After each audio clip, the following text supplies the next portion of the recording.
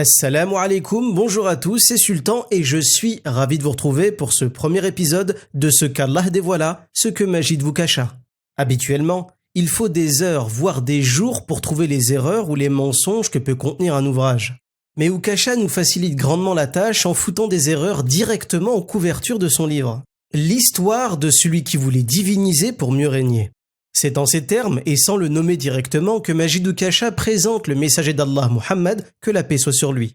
Pour vous convaincre qu'il est bien ici question de Muhammad, il répétera la même chose à plusieurs reprises dans son livre et de manière plus explicite, comme ici par exemple au chapitre 3, page 273. Je cite « Si un jour je crée ma propre secte dans le but d'obtenir le pouvoir politique, l'obéissance des sujets soumis à mon pouvoir et les faveurs des femmes, et que mon narcissisme mégalomaniaque me rend insupportable la vue des gens qui sont admirés pour leur talent dans des domaines dans lesquels je ne sais pas m'exprimer, alors, très certainement, je dévaloriserai ou interdirai les activités dans lesquelles ces derniers sortent du lot. Concrètement, je n'exclus pas l'idée que Muhammad diabolise les pratiques du jeu d'échecs et du dessin à cause du fait que, bien malgré lui, il n'ait jamais su gagner la moindre partie d'échecs ni dessiner convenablement un quelconque être vivant. En d'autres termes, le prophète interdit le dessin parce qu'il est jaloux, il ne sait pas dessiner, il est frustré, les échecs c'est trop compliqué. Plus sérieusement, cette note qui, à elle seule, démontre l'incompétence de son auteur à produire une critique objective, fait référence à la proscription du dessin selon certaines traditions prophétiques. Majid Ukasha peint un tableau très précis de Muhammad, que la paix soit sur lui. Selon lui, son statut de messager de Dieu n'aurait qu'une seule motivation, l'ambition personnelle. Le décrivant comme créateur de secte ayant pour but d'obtenir le pouvoir politique, désirant l'obéissance de ses sujets et leur soumission, et pour finir, convoitant les faveurs des femmes. Cette description, plus que subjective, tirée d'une pseudo-analyse basée sur une connaissance partielle de l'islam, peut-elle être prise au sérieux face à l'ensemble du corpus islamique décrivant le prophète Mohammed ? D'un point de vue coranique, historique et biographique, la description faite par Ukasha colle-t-elle avec la réalité ou est-ce une critique purement gratuite basée sur un sentiment personnel ? C'est ce que nous allons voir. Analysons ensemble ces affirmations. Créateur de secte ayant pour but d'obtenir le pouvoir politique. Le terme secte, du latin secta, désigne un groupe de personnes s'étant détachées de la pensée majoritaire pour proclamer et pratiquer une doctrine différente de celle-ci. Ukasha voulait sans doute utiliser ce terme pour dévaloriser l'islam et le prophète Mohammed, que la paix soit sur lui. Mais au contraire, il ne fait que les mettre en valeur, puisque l'islam s'est effectivement répandu en Arabie par un petit groupe d'individus s'étant détachés du polythéisme régnant dans la péninsule, tout en prêchant un monothéisme pur. Et ceci est une immense fierté pour nous. Rappelons également quelques faits très simples. Si le prophète Mohammed projetait réellement de créer une secte pour avoir le pouvoir, il s'y est très mal pris et de manière très tardive, puisqu'il commença à prêcher à l'âge de 40 ans, et que ses prêches étaient faits clandestinement, et ce durant 3 années consécutives. Il faut ajouter à ça le fait que Mohammed a perdu son père avant sa naissance, ce qui fragilisa terriblement sa position vis-à-vis de son clan, au point qu'il n'avait aucune autorité en son sein. L'idée de créer une secte pour le pouvoir devient de plus en plus ridicule quand on sait que le prix à payer était de se mettre à dos sa propre famille, les Qurayshites, le clan le plus puissant de la Mecque, irritant ses voisins, subissant moqueries, censure, boycott, bannissement de la ville de la Mecque, embargo économique, menaces, plusieurs exils pour les musulmans, notamment en Abyssinie, pendant 15 ans, et à Médine de manière définitive. Violence physique et verbale, ayant évité plusieurs tentatives d'assassinat sur sa personne. Bref, ça fait beaucoup de risques pour un peu de pouvoir. Ceci étant dit, quel lien entretenait le messager d'Allah avec le pouvoir politique selon les sources islamiques ? Le convoitait-il réellement ? Pour en avoir le cœur net, plongeons-nous dans la plus ancienne littérature islamique, la sira du prophète Mohammed, que la paix soit sur lui. Bien que certaines informations peuvent être sujets à caution, ce que je m'apprête à vous dire et ce que Majid Ukasha a délibérément omis de mentionner dans son ouvrage fait partie des informations les plus connues et les plus admises qui soient en ce qui concerne la vie du prophète Mohammed. Dans l'ouvrage de référence Ar-Rahiq al-Martoum du Cheikh Safi ar-Rahman al-Mubarakfuri, basé sur les plus anciennes biographies écrites par Ibn Hisham et Ibn Ishaq, nous pouvons y trouver une parfaite description de ce que pensait Mohammed du pouvoir et des relations qu'il avait avec ce dernier. Au chapitre seconde phase, la prédication ouverte en pages 94 et 95, nous avons un parfait exemple de menace de la part des Qurayshites pour dissuader le prophète Mohammed d'abandonner son appel à l'islam et à son oncle pour cesser de le protéger. Lorsqu'un ultimatum a été donné à son protecteur Abu Talib, son oncle paternel, le prophète Mohammed prononcera une parole qui deviendra légendaire. Par Dieu, même s'il plaçait le soleil dans ma main droite et la lune dans ma main gauche, je n'abandonnerai jamais ma mission jusqu'à ce que Dieu me donne la victoire ou jusqu'à ce que je meure en tentant de la remporter. Est-ce là les paroles d'un homme avide de pouvoir ? Je vous laisse en juger. Quelques pages plus loin, les événements vont prendre une toute autre tournure.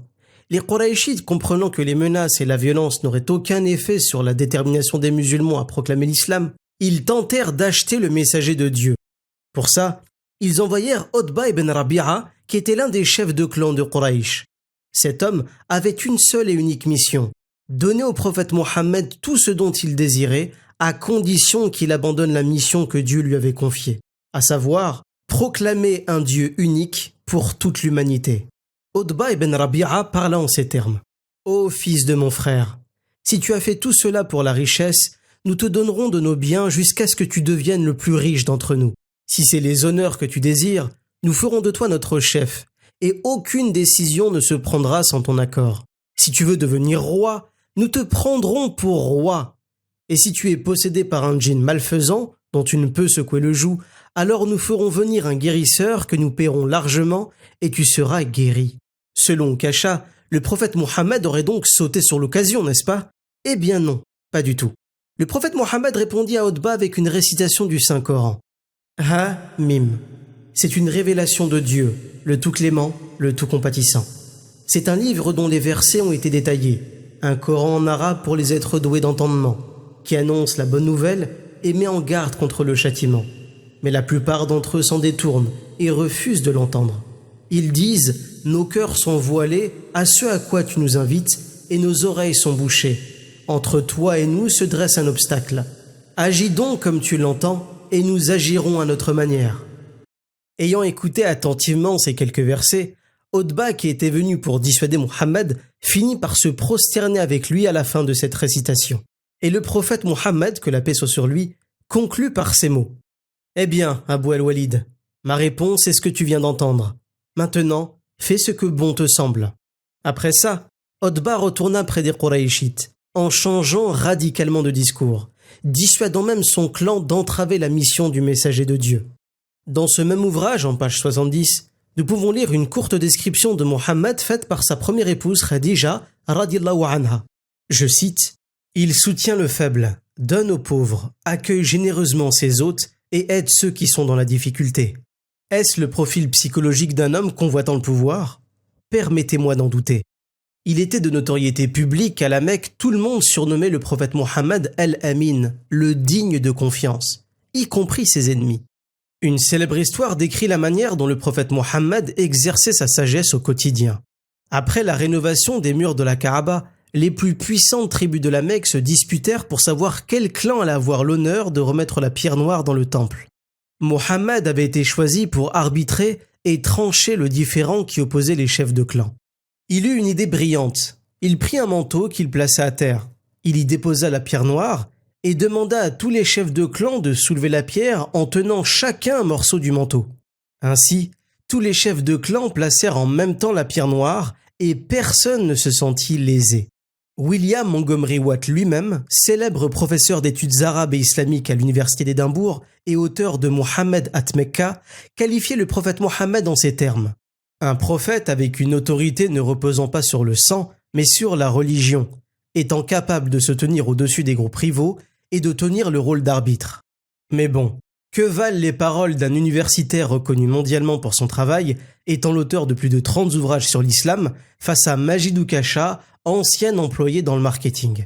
À présent, voyons un autre aspect de la vie de Mohammed, paix soit sur lui, à travers sa façon de vivre et plus particulièrement l'endroit où il vivait. قاموا أيضا ببناء بيوت للنبي صلى الله عليه وسلم وزوجاته بجوار المسجد فتم بناء بيتا للسيدة عائشة رضي الله عنها. بيوت النبي صلى الله عليه وسلم بعضها من جريد مطين بالطين وسقفها من جريد وبعضها من حجارة مرضومة بعضها فوق بعض، وسقفها من جريد أيضا. وكانت أبعاد البيت 4.5 أمتار بارتفاع حوالي 3 أمتار. بالبيت مدخل صغير وحجرة أبعادها 3.5 أمتار في 3 أمتار. وكانت الحجرة من أكسدة الشعر مربوطة في خشب عرعر، والمسافة بين باب الحجرة وباب البيت 3.5 أمتار. ذكر البرزنجي أن بيت السيدة عائشة رضي الله عنها كان له بابان، باب غربي يفتح على المسجد من الناحية الغربية ويلاصق الباب الغربي لكل حجرة بالمسجد، وباب شرقي يفتح في الممر الذي بين الحجرات، وكان من عرعر أو ساج. يلاحظ أن الجدار الغربي للبيت هو جدار الحجرة الغربي، وباب البيت الذي هو على المسجد هو باب الحجرة الغربي. ويوجد ممر خلف الحجرات وهو الذي كان يستخدمه النبي صلى الله عليه وسلم للمرور على نسائه. ورد أن باب الحجرة عرضه يزيد عن ذراع أو ما يعادل 70 سنتيمتر، وارتفاعه 3 أذرع أي ما يعادل 1.5 متر تقريبا. وذكرت السيدة عائشة رضي الله عنها أيضا أن سريرها كان من الجريد وله وسادة، وفراش الرسول صلى الله عليه وسلم كان من الأدم وحشوه ليف، فقد كان بيته صلى الله عليه وسلم بسيطا خاليا من مظاهر الترف. Tiens donc, des maisons en terre, un lit fait de feuilles de palmier posées à même le sol, la demeure d'un roi plein d'ambition, n'est-ce pas? Certains pourraient croire que c'est une façon de vivre que le prophète avait adoptée avant la révélation. Pas du tout. Il vécut de cette manière jusqu'à la fin de sa vie. Pour finir ce premier point, voici quelques versets coraniques qu'Oukacha a bien pris soin d'écarter de sa pseudo-étude philosophico-théologique et qui démontrent l'absence d'intérêt pour la richesse et la quête de pouvoir pour un musulman. Ô mon peuple, je ne vous réclame en retour aucun salaire, car je n'attends de rétribution que de mon Seigneur. De plus, je ne puis repousser ceux qui ont cru et qui auront un jour à rencontrer leur Seigneur. Mais je vois bien que j'ai affaire à un peuple d'ignorants. Que les gens honorables et fortunés d'entre vous ne jurent point qu'ils ne viendront plus en aide à leurs parents, aux pauvres et à ceux qui se sont expatriés pour la cause de Dieu. Qu'ils se montrent au contraire indulgents et cléments. Vous-même, n'aimeriez-vous pas que Dieu vous absolve? Dieu est infiniment clément et miséricordieux. Sachez que la vie d'ici-bas n'est que jeu et frivolité, apparat et futile rivalité, ainsi que joute sur la quantité de richesses et le nombre d'enfants. Elle est semblable à une pluie qui fait pousser une végétation qui, après avoir charmé un instant les cultivateurs, se fane, jaunit et tombe en débris. Dans la vie future, il y aura soit un terrible tourment, soit le pardon de Dieu et son agrément. Quant à la vie d'ici-bas, elle n'est que jouissance éphémère. Ces versets, le prophète Mohammed les récitait publiquement et à de nombreuses reprises. Comment une personne ambitionnant le pouvoir de cette vie éphémère clamerait en même temps que c'est une quête vaine et trompeuse? Récapitulons ce premier point si vous le voulez bien. Le prophète Mohammed est né orphelin et donc sans pouvoir. Il sera haï de la majorité de son peuple polythéiste pour avoir appelé au monothéisme. Il connaîtra la haine, les brimades, l'exclusion, la famine, la violence, l'humiliation, l'exil. Il a dû prêcher clandestinement. Il est décrit par son épouse comme quelqu'un s'attachant à la condition des pauvres et de nature généreuse. Il a refusé toute proposition d'argent et de pouvoir, restant totalement incorruptible. Il jouissait d'une excellente réputation à un point où les gens le surnommaient El-Amin, le digne de confiance. Il a vécu pauvrement, faisant de l'ascétisme son mode de vie jusqu'à la fin. Et finalement, il mettait en garde les hommes au sujet de la quête de richesse et de pouvoir. Mais Oukacha, par un procédé que je ne saurais expliquer, tant la mauvaise foi et l'amateurisme font partie intégrante de sa méthodologie, arrive à la conclusion que sa mission n'était motivée que par des ambitions de pouvoir. Ceci est évidemment un mensonge. C'est plus qu'un mensonge, c'est une totale réécriture de l'histoire du prophète Mohammed, que la paix soit sur lui. Passons maintenant à l'affirmation suivante. Désirant l'obéissance de ses sujets et leur soumission. Même si les arguments cités précédemment font littéralement voler en éclats ce commentaire, je me dois d'enseigner une ou deux choses à Majid Oukacha. Comme nous l'avons vu précédemment, le messager d'Allah, Mohammed, que la paix soit sur lui, n'était pas roi, n'avait pas de cour et n'avait donc aucun sujet sous son autorité. Les gens qui le suivaient étaient les Sahaba, ses compagnons, ses frères et sœurs de croyance qui plaçaient volontairement leur confiance en lui et en son jugement. La deuxième chose à enseigner à Ukasha et dont il n'a probablement jamais entendu parler, c'est le principe de Shura, la concertation. La Shura est un principe crucial dans le fonctionnement et l'organisation des relations entre musulmans. Organisés en assemblée, les musulmans s'expriment sur des sujets importants et prennent part à des votes pour choisir au mieux et de façon équitable la manière dont il faudra gérer la communauté. Si je vous parle de ça, c'est que ce principe existait avant la naissance du prophète Mohammed, que la paix soit sur lui, et il l'a lui-même mis en pratique avec ses compagnons. Selon Ukasha, le prophète Mohammed était un despote qui désirait l'obéissance docile et irréfléchie des gens qui l'entouraient. Voyons ce que dit le Coran à ce sujet. C'est par un effet de la grâce de Dieu que tu es si conciliant envers les hommes. Car si tu te montrais brutal ou inhumain avec eux, ils se seraient tous détachés de toi. Sois donc bienveillant à leur égard. Implore le pardon de Dieu en leur faveur.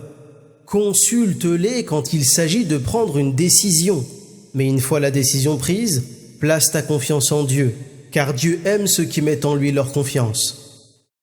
En note de bas de page, nous avons même le contexte lié à ce verset. Je cite « Avant la bataille d'Uhud, certains musulmans voulurent rester à Médine pour attendre l'ennemi. Les autres voulaient sortir à la rencontre des Qurayshites, en dehors de Médine. Le prophète Mohammed, que la paix soit sur lui, était du premier avis. Lors de la consultation, c'est le deuxième groupe qui fut majoritaire, et la décision de sortir de Médine fut prise. Tiens donc, le prophète Mohammed propose un vote à ses compagnons, ne partage pas le même avis qu'eux et respecte le choix de la majorité de l'Assemblée. Nous sommes bien loin de l'obéissance docile, vous ne trouvez pas?